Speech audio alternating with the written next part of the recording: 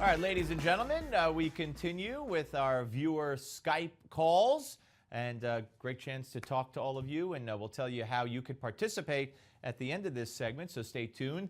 Let's go to Rick now in Orlando, Florida. Hello, Rick. How you doing, Steve? Thanks for what you do. Appreciate it. Good. Thank you. Thank you. Thanks for calling in. I appreciate that. Here's what I wanted to hit you with. My wife and I, we've been Republicans for the last 30 years. I was actually liberal back in college, like most people. And we were watching the Jonathan Gruber story, and I turned to my wife and I go, look, the Republicans have a vote of confidence now. You know, they took the Senate, and now they've got to feel their oats a little bit. That's what she said. And I said to her, no, watch what happens tomorrow. I go, the Democrats will take the lead on the Jonathan Gruber story. And as I wake up this morning, first thing I see is Nancy Pelosi barking out there, oh, I don't know who he is. And he certainly had nothing to do with Obamacare. And I knew that was going to happen. And here's my question. When are the Republicans going to learn that, and I'm quoting now an old media academic, Marshall McLuhan, when are they going to learn that the media is the medium, is the message? The news media is the story. We've got to learn to manipulate and market ourselves as what we believe in as Republicans to have any success. I really think the only reason we won this time is because some Democrats and independents figured they don't want to vote for the Democrats after the mess they made, but they'll go back after this is all over. Well, they'll go back after 2 more years of media manipulation and saying how bad the Republicans did. And you're absolutely right. And if you watch this show, you know we talk a lot about that, about how the Republicans, especially on a national presidential level, have to understand they're not just running against the Democratic candidate, but the media as well. I'll give you one quick example here on another issue. On immigration reform, there's a call out there to put into the budget bill that has to be passed by December 11th, I think, a provision forbidding the executive order and not funding the executive order of the president. Now, they're saying, well, if the president doesn't sign that, you'll be shutting down the government. So already they're slanting it that some Republicans want to shut down the government. Instead of saying 75% of Americans don't want that executive order. So there you go. No, we've got to get in front of things from now on. We really do, or we're not going to be successful. Well, yeah.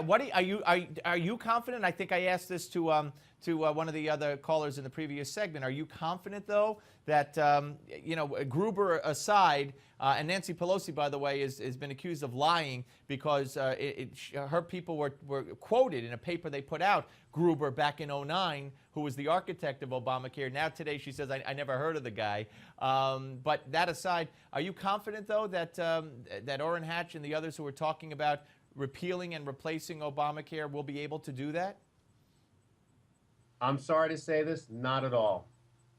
I think they'll cave as soon as the pressure builds. The Democrats and the media, not at all. Well, I hope you're wrong. I really do hope you're wrong. I'm wrong too.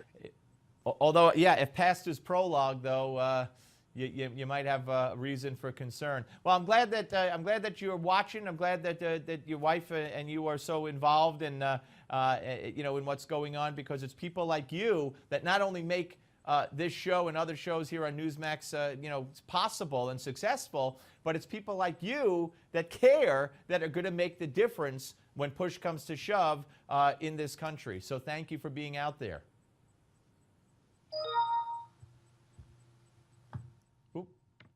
I think that is the Skype version in Skype language. That's thank you, Steve. We've had enough of Rick, but thank you, Steve. That was Skype talking. No, thank you, Rick. I hope you heard what I had to say. So, folks, I hope you are enjoying what you're watching. There's no other show like this doing this anywhere, over-the-air TV, cable TV, you name it. And we'd like to do more of it. So here's how you could be on the show and weigh in on the hot news topics of the day, or you could ask me anything you want within reason, Be sure to go to newsmax.com/Skype. Newsmax.com/Skype, you sign up. I'll say it one more time. It's there on your screen, newsmax.com/Skype, and hopefully I will be, talking to you in the not too distant future. Right here, we'll see your lovely face and get your comments, and I think that's very important for us to do. Okay, The markets are closed. It's time once again for Newsmax Deputy Financial Editor Rob Williams with their daily look at the markets. Straight ahead. Don't go away.